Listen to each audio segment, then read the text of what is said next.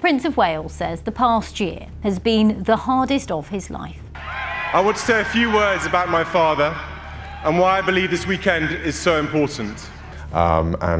Came charging over and gave us the most mighty.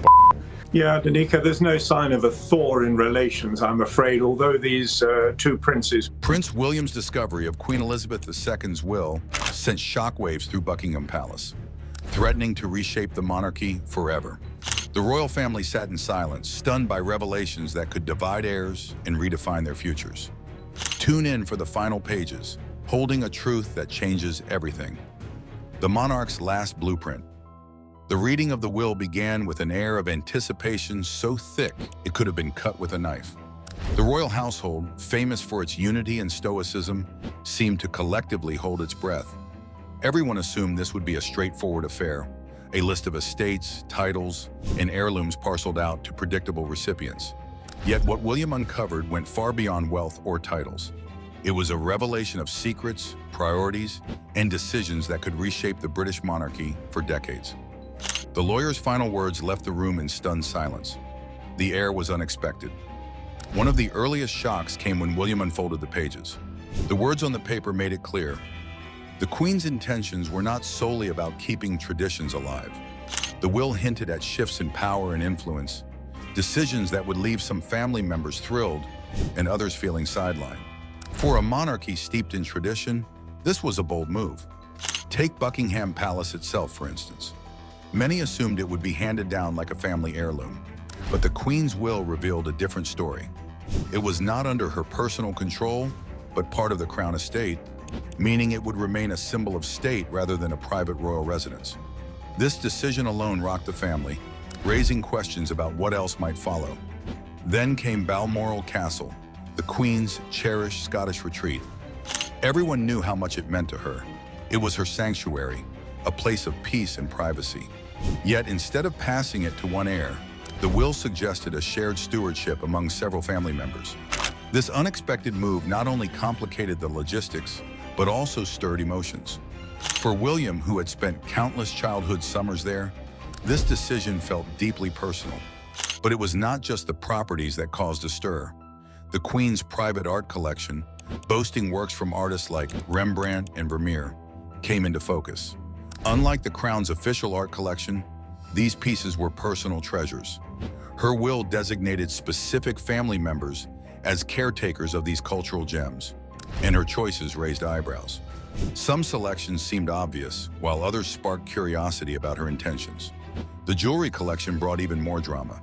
The Vladimir tiara, one of the Queen's most iconic pieces, had long been admired for its history and beauty. Would it go to Kate, the Duchess of Cambridge, as a future Queen consort? Or would it remain within the broader family? The will revealed a strategic division. Some pieces were earmarked for Kate, others for different heirs. It was clear the Queen had thought carefully about preserving both tradition and sentiment. William's burden grew heavier as the reading continued. The financial legacy of the Queen, long shrouded in secrecy, was laid bare. Her wealth was not just from her royal duties, but also investments, art, and personal endeavors. The will detailed who would receive what, but it was not as straightforward as some had hoped. Certain family members were left with substantial inheritances, while others' allocations raised questions about their roles within the family. One surprising moment came with the allocation of rare books and manuscripts. These were not just historical artifacts, but pieces of royal heritage that carried deep emotional weight. The Queen's decision to distribute them among her children and grandchildren revealed her desire to keep the family's connection to its past alive, even as the monarchy evolved. Even Prince Harry, whose relationship with the royal family had been fraught, was not left out. The Queen's will included a symbolic gesture, the ceremonial sword of King George VI, a nod to Harry's military service and his connection to the family's legacy. This act, while meaningful, also underscored the distance that had grown between Harry and the rest of the family. Camilla, now Queen Consort, was another key figure in the will. She inherited several pieces of jewelry, including the halo tiara, a symbol of her growing importance in the monarchy. These inheritances were not just gifts, they were statements, reinforcing her role in ensuring continuity within the royal family. Through it all, one thing became clear. the Queen had carefully orchestrated her legacy to reflect both tradition and a changing world. Her will was not just about dividing assets. It was about shaping the monarchy's future, ensuring that her heirs understood their responsibilities and the values she had upheld throughout her reign. As the dust settled, the royal family faced the daunting task of navigating these revelations. For King Charles III, inheriting the throne was only part of the challenge. Managing the assets, properties, and expectations left by his mother would define his reign. For William, the future king, the weight of his grandmother's decisions added a new layer of responsibility. The Queen's final wishes had set the stage for a new era, one where tradition and modernity would need to coexist. The monarchy's future now rested on the choices her heirs would make. Whether they could rise to the occasion and uphold her legacy while embracing change remained to be seen. But one thing was certain: Queen Elizabeth II's influence would be felt for generations to come. The Queen's estate also revealed personal treasures, items that spoke to her private life rather than her public duties. One such item was her beloved diary, meticulously kept over the years. It was not meant for public eyes, but was left to her eldest daughter, Princess Anne, as a symbol of their shared bond and the Queen's wisdom. This diary was a record of history, written in the Queen's own hand, capturing moments both grand and intimate. The distribution of Sandringham, a residence rich in history and sentiment, was another focal point of the will. The estate, associated with family gatherings and personal milestones, was passed directly to King Charles. This choice aligned with tradition, but also reinforced his responsibility to preserve the family's heritage. For Charles, this inheritance was as much a duty as a privilege. Prince George, the eldest son of William, was not left out either. Though still a child, the Queen had planned ahead for his role in the monarchy. A small but significant trust was established in his name, meant to support his future as he prepared to step into royal responsibilities. This gesture highlighted the Queen's foresight and her commitment to ensuring the monarchy's survival through the younger generation. As the reading continued, the sheer scope of the Queen's influence became evident. Her personal collection of letters, many exchanged with world leaders, was left to the royal archives. This decision ensured that these documents would be preserved for posterity, offering future generations a glimpse into her reign and the relationships she cultivated on the global stage. The Queen's passion for horses was also reflected in her will. Her prized thoroughbreds, which had brought her joy and success on the racing circuit, were divided among her children and grandchildren. This was not just a sentimental gesture, but a practical one, ensuring that her legacy in equestrian sports would continue. Even the smaller details of the will carried great weight. The Queen's personal jewelry box, filled with brooches and necklaces she wore during pivotal moments, was distributed with care. Each piece carried a story, a memory of a state visit, or a family celebration. These items were not just adornments. They were pieces of history, now entrusted to her loved ones. The Queen's commitment to her faith was also evident in her final wishes. Her personal collection of religious texts, many of which had been gifted to her over the years, was donated to the Church of England. This act reflected her lifelong devotion to her role as the defender of the faith. Perhaps the most surprising element of the will was its tone. It was not just a legal document, but a deeply personal expression of the Queen's values and hopes for the future. She used it to remind her family of the responsibilities they bore, not just to one another, but to the nation and the Commonwealth. What came next would reveal the Queen's unexpected journey. From Windsor's gardens to wartime mechanic, Queen Elizabeth II's story is one for the ages, though not without its quirks and ironies. Born as Elizabeth Alexandra Mary Windsor in a rather cozy London townhouse on April 21st, 1926, she probably didn't scream future queen at first glance. Her dad, Prince Albert of York, aka Bertie to his pals, was the second son of King George V, making the young royal pretty far down the royal pecking order. Let's face it, no one expected her to swap dolls for a crown. Her namesake? Not the famous Queen Elizabeth I, but a mashup of her mom, Elizabeth Bowes-Lyon, her great-grandmother, Queen Alexandra, and her grandmother, Queen Mary. Think of it as a royal nod to consorts, not power players. Back then, her future looked cushy but quiet. A nice marriage, a couple of kids, and plenty of fancy tea parties. Baby Elizabeth's arrival was met with joy, but nothing earth-shattering. Sure, she was third in line to the throne, but with her uncle Edward, Prince of Wales, young and single, there was plenty of time for him to secure the royal succession. Little did anyone know, Uncle Edward's romantic escapades would throw the Windsor family's plans into a tailspin. As a child, the future monarch was adored by her grandparents, King George V and Queen Mary, who called her Lilibet after her toddler self struggled to pronounce her own name. Grandpa England, as she dubbed the king, even let her yank him around by his beard during playtime. Not exactly what you'd expect from the man who symbolized the British Empire. The Queen's early years were relatively blissful, filled with time at Royal Lodge in Windsor, where she and her younger sister, Margaret, played outdoors and frolicked with their beloved corgis.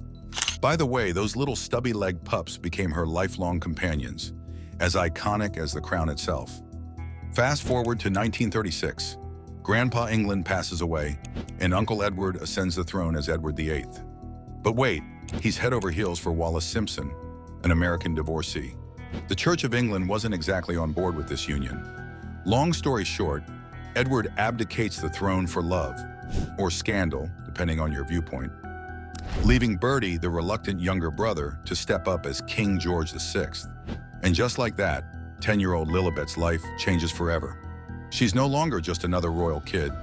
She's now the heir presumptive. Life at Buckingham Palace wasn't all glitz and glamour.